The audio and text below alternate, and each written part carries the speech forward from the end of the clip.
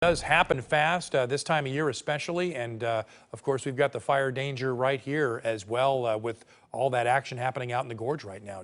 Yes, that's true. And we also have some thunderstorms moving up through the state. That's been going on throughout the day today. And you pair that lightning with the dry conditions and the gusty conditions, and sometimes that leads to some problems there. So we'll see if this lightning does cause any fresh wildfires as we go through the next day or so. Okay, we have some moisture kind of pulling in from the south. There's actually a tropical storm down there that's helping usher in some of that moisture there in the eastern Pacific, and some of that actually reached west of the Cascades as we went into the early afternoon. So you may have seen a drop of rain for areas like Salem and through Marion County, and maybe even right around parts of Multnomah County earlier too. Look at all the lightning through Deschutes County. We had some good moisture underneath some of those cells. But it's just not a lot. The biggest concern is going to be, again, the wildfires and the lightning as we go into tonight. So here's 5:30. Here's where those thunderstorms are at this time. So approaching the Dalles.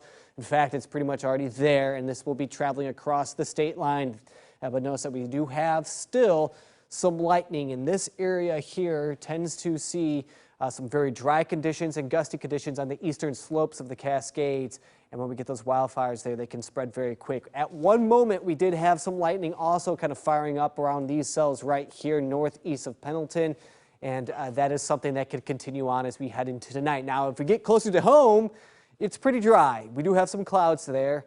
It's a little hazy. We may have some wildfire smoke trying to mix in as well. We did have a stream of moisture that tried to reach areas of Portland. As I mentioned, you may have had a drop or two when you were traveling through the city, maybe earlier, but I think we'll probably stay mostly dry as we go into tonight.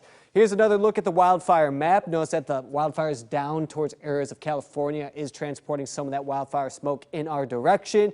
You can see the general flow of the wind is kind of traveling to the northeast, so most of that will probably carry off to the northeast as we go through the next day or so. I don't expect the wind to shift dramatically, at least aloft, as we go through Monday or Tuesday. So there's that smoke impact here, and I think that will probably cause some issues with our air quality on and off. I don't expect it to deteriorate significantly, but we will probably see, again, some locations where we have some moderate air quality. So take your time if you're going to be out doing anything strenuous. All right, 93 degrees in Portland. You can see some clouds there, pretty thin, a filtered sunshine kind of for the afternoon and the evening hours. We topped off at 95 degrees. I think we'll be probably to the lower 90s for tomorrow.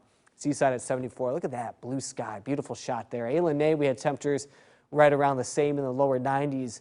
We actually have Mount St. Helens back there, but the clouds have kind of taken over. All right, FutureCast here showing those thunderstorms leaving the state. Monday should be quiet, but then another round here, and some of those may bring in some more lightning. So this is obviously not what we want to see for this time of the year. We like the rain, but we don't want the lightning. All right, 7-day forecast, 86 on Wednesday, 85 on Thursday. And by Friday, we're in the lower 80s.